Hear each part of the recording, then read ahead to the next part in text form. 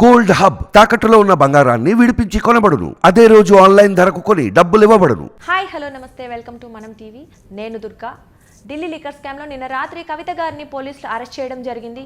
అయితే దీని గురించి పూర్తి వివరాలు తెలియజేయడానికి మనతో పాటు లైవ్ కాల్లో ఉన్నారు ప్రముఖ హైకోర్టు అడ్వకేట్ అరుణ్ కుమార్ గారు. ఇప్పుడు వారితో మాట్లాడదాం. సార్ నమస్తే. సార్ నమస్తే అండి.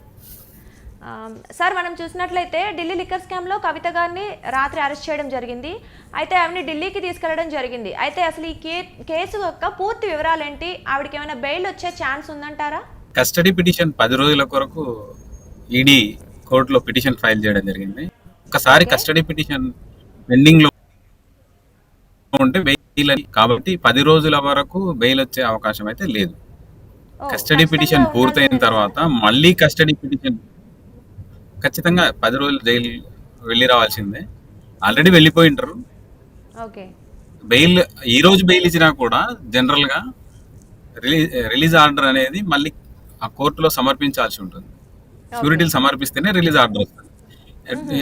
ఇందులో క్లియర్ గా 10 రోజులు కస్టడీ అడిగినందుకు డెఫినెట్ గా అవకాశం లేదు. బెయిల్ పిటిషన్ అనేది కౌంటర్ కొరకు రావడం జరుగుతుంది. వాళ్ళు కౌంటర్ ఫైల్ చేస్తామంటారు. ఈ మీన్ టైం కాదు ఖచ్చితంగా అని పట్టుబడితే మాత్రం బెయిల్ పిటిషన్ డిస్మిస్ అయ్యే అవకాశాలు ఉంటాయి. ఓకే, అంటే ఏ యాక్ట్స్ మీద కేసులు పెట్టారు సార్ కవిత గారి మీద?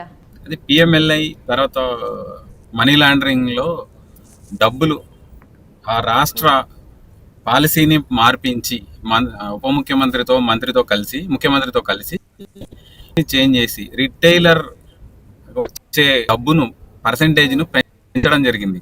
పెంచి ఢిల్లీ రాష్ట్ర ఖజానాకు నష్టం చేకూర్చే విధంగా వ్యవహరించిన సందర్భంలో అక్కడ లెఫ్టినెంట్ గవర్నర్ ఫిర్యాదు చేయడం జరిగింది.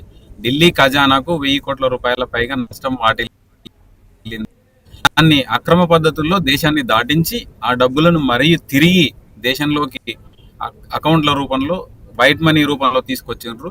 ఇది తప్పుడు చర్య అని చెప్పి ఈ ఐటీ శాఖ, ఈడీ, సిబిఐ ఈ కేసులో రంగంలోకి దిగి ఎంక్వైరీ చేస్తున్నాయి. మనకందరికి తెలుసు 22 అక్టోబర్లో ఈడీ ప్రశ్నించడానికి కవితను ఆశ్రయించిన కవిత ఇంటికి వచ్చిన సందర్భంలో వాళ్ళు సుప్రీంకోర్టులో ఒక పిటిషన్ ఫైల్ చేసిండ్రు. నేను కేవలం అనుమానితురాలనే, నాకు ఈ కేసుతో సంబంధం లేదు అన్నప్పుడు కేవలం మేము ప్రశ్నించదలుచుకున్నాం, మేము ఆమెను అరెస్ట్ చేయడం లేదు అని చెప్పి ఆ రోజు అండర్టేకింగ్ ఇవ్వడం జరిగింది ఈడీ. అప్పుడు కేవలం అనుమానితురాలే.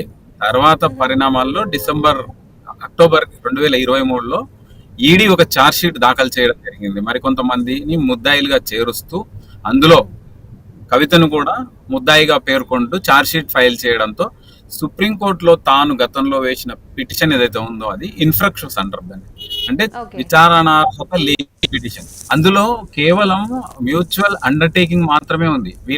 మేము కవిత తరఫు న్యాయవాదులు విచారణకు సహకరిస్తారా అని చెప్పడం జరిగింది. తర్వాత వాళ్ళు మేము అరెస్ట్ చేయము, ప్రశ్నిస్తాము అని చెప్పి చెప్పడం జరిగింది. ఎప్పుడైతే అది ఇన్ఫ్రాక్షన్స్ అవుతుందో దాంట్లో బైండింగ్ అనేది లేనే లేదు ఈడీకి. వీళ్ళు చెప్తున్నట్టు, టిఆర్ఎస్ వర్గాలు చెప్తున్నట్టు, బీఆర్ఎస్ వర్గాలు చెప్తున్నట్టు ఖచ్చితంగా ఇక్కడ ఎట్లాంటి అండర్టేకింగ్ లేదు. అసలు వాళ్ళు వేసిన పిటిషనే ఇన్ఫ్రాక్షన్స్, అంటే విచారణార్హత లేదు. కోర్టుకు సమయం లేనందువల్ల, అవతల సైడ్ గట్టిగా వాదించకపోవడం వల్ల ఇంకా అది పెండింగ్ ఉంది. 19th రోజు తిరగబోయేది కూడా అదే. వీళ్ళు విత్డ్రా చేసుకునే అవకాశాలు కూడా ఉన్నాయి. ఇన్ఫ్రాక్షన్స్ కొట్టేయమంటారా, విత్డ్రా చేసుకుంటారా అంటే లిబర్టీ మళ్ళీ ఫైల్ చేయడానికి లిబర్టీ కొరకు వీళ్ళు విత్డ్రా చేసుకునే అవకాశం కూడా ఉంది పర్టికులర్ రిట్ పిటిషన్. కవిత గారు కస్టడీలో ఉన్నారు కదా, ఆవిడ్ని ప్రశ్నిస్తారు కదా సిబిఐ వాళ్ళు కానీ ఐటీ వాళ్ళు కానీ, సో ఎటువంటి ప్రశ్నలు అడిగే అవకాశం ఉంది సార్? ఖచ్చితంగా ఇన్వాల్వ్మెంట్ గురించి ప్రశ్నిస్తారు. ఆమె 7 స్టార్ హోటల్లో కూర్చొని ఆమె చేసిన దందాలు, ఎవరెవరికి ఆమె రిటైల్ అవుట్లెట్లు ఇప్పించిందో, ఆమె ప్రోత్సాహంతో రాష్ట్ర ప్రభుత్వం పాలసీలను మార్చి రిటైల్ అవుట్లెట్లను ప్రైవేట్ సిండికేట్కి ఏ విధంగా కట్టబెట్టిందో, అందులో ఏ క్రమాలు జరిగినాయి, మనీ ఏ రూపంలో వచ్చింది, ఏ రూపంలో దేశం ఎల్లలు దాటి వెళ్ళింది, మళ్ళీ ఏ రూపంలో వచ్చింది, ఈ రూపంలో వచ్చింది, ఇవన్నీ కూడా వెరిఫై చేస్తారు, అడుగుతారు. అడిగి దాన్ని కన్ఫరెంట్ చేసుకునే ప్రయత్నం చేస్తారు. కన్ఫరెంట్ చేసే ప్రయత్నమే చేస్తారు ఖచ్చితంగా. ఇంకొకటి, ఆమె 10 సెల్ ఫోన్లను ఇప్పటికి డిపాజిట్ చేసింది.